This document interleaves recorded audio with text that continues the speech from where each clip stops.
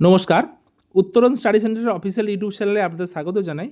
আপনারা যারা ইউজি কোর্সের নেতাজি সুভাষ ইউনিভার্সিটির প্রথম, দ্বিতীয় এবং তৃতীয় বর্ষের স্টুডেন্ট, আপনাদের ইতিমধ্যেই রেজাল্ট প্রকাশিত হয়েছে 2026-এর, অর্থাৎ যে 26 সালে আপনারা এক্সাম দিলেন, অবশেষে রেজাল্ট প্রকাশিত হয়েছে।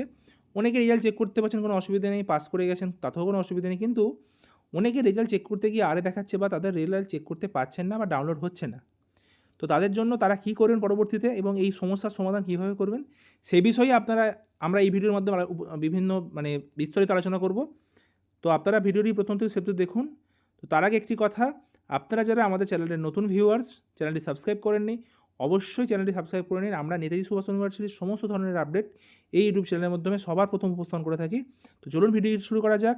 যারা ইউজি প্রথম, দ্বিতীয় এবং তৃতীয় বর্ষের স্টুডেন্ট, আপনারা রেজাল্ট চেক করতে গিয়ে আরে শো করছে, অর্থাৎ এই যে অনস্ক্রিন দেখতে পাচ্ছেন, এনরোলমেন্ট নাম্বার দিয়ে ডাউনলোড অপশানে ক্লিক করার পর আপনাদের প্রভিশনালগুলো দেখাচ্ছে, অর্থাৎ যে লিঙ্কগুলো আছে সেমিস্টার অনুযায়ী সেগুলো দেখাচ্ছে, কিন্তু আপনারা কোনোভাবেই সেটা ডাউনলোড করতে পারছেন না।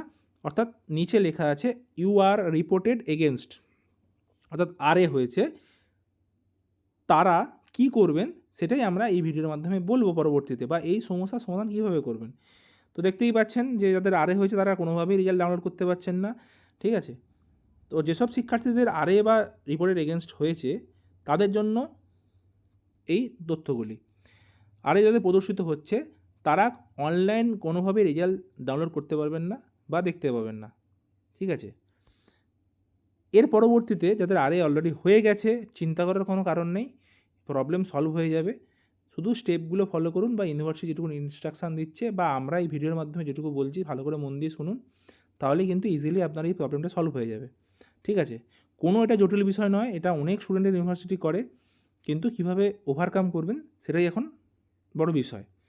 আচ্ছা, এই যে যাদের আরে দেখাচ্ছে, পরবর্তীতে কিছুদিনের মধ্যে ইউনিভার্সিটি আপনাকে বাই পোস্টে চিঠি পাঠাবে আপনার ঠিকানায়, যার আরে হয়েছে তার ঠিকানায় ইউনিভার্সিটি চিঠি পাঠাবে।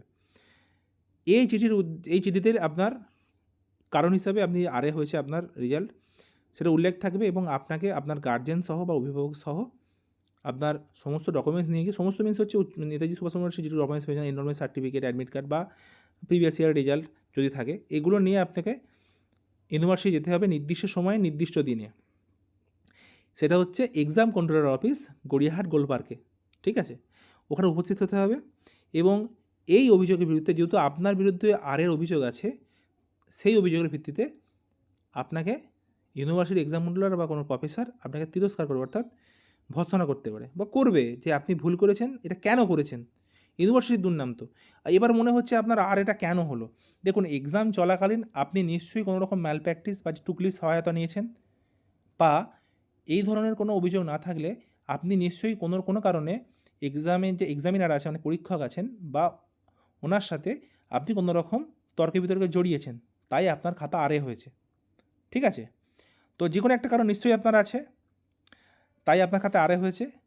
তো এটাই হচ্ছে আপনার আরে হওয়ার মূল কারণ। যে দুটো বললাম ওই দুটোর মধ্যে যে কোনো একটা আপনি করেছেনই, ঠিক আছে। এবার আপনি যাওয়ার পর ইউনিভার্সিটি আপনাকে ভর্ৎসনা করবে বা আপনার কারণ দর্শাবে যে আপনি কেন করেছেন এটা। আপনি আপনার পরিপ্রেক্ষিতে উত্তর অবশ্যই দেবেন, তবে কোনো তর্ক বিতর্ক বা জোর গলায় নয়। আপনি সত্যিটাই বলার চেষ্টা করবেন, এতে মনে হয় আপনার ভালোই হবে। মিথ্যা কথা বলার চেষ্টা করবেন না, তাতে আপনার অসুবিধা হতে পারে। তো এই অভিযোগের ভিত্তিতে ইউনিভার্সিটি যদি আপনার দুরকম পদক্ষেপ নিতে পারে। এক, আপনার পুরো ওই ইয়ারের টোটাল এক্সামটাকে বাতিল করে দিতে পারে, বা যেদিনকে আপনার যেদিনকে আরেকটা হয়েছে বা যেদিন তর্ক বিতর্কে জড়িয়েছেন বা ম্যাল প্র্যাকটিসের সময় আপনি ধরা পড়েছেন, শুধুমাত্র সেই পেপারের এক্সামটা বাতিল হতে পারে, সেই পেপারটা ক্যান্সেল হতে পারে। এবার এটা নির্ভর করছে আপনার অভিযোগের গুরুত্ব কত, কত গুরুতর বা সাধারণ অভিযোগ কিনা।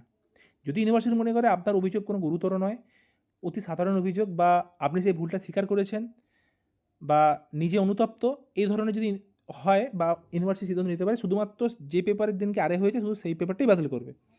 আর যদি আপনার অভিযোগ গুরুতর হয় বা সেটা কোনো রকমেই ক্ষমা করা যেতে পারে না এরকম একটা ব্যাপার, সেক্ষেত্রে তাহলে কিন্তু আপনার পুরো হোল ইয়ারের পরীক্ষাটা বাতিল হবে। ওই দিন, ওই সময় বা ওই ইয়ারে যে পরীক্ষা দিয়েছেন টোটাল পেপারটাই ইউনিভার্সিটি আপনার বাতিল করে দেবে। আবার আপনাকে সমস্ত পেপারের এক্সাম পরবর্তীকালে renewal exam form fill up complete করে সমস্ত পেপারের এক্সাম আবার দিতে হবে। ঠিক আছে? তো সেটা নির্ভর করছে অবশ্যই, আবারও বলছি, সে আপনার অভিযোগের গুরুত্ব বা অভিযোগ কতটা গুরুতর তার উপর। এরপরে আরেকটা কথা, যে আপনাদেরকে চিঠিতে যে তারিখ এবং যে ডেট উল্লেখ করে দেবে সেই ডেটেই বা তারিখেই যাবেন।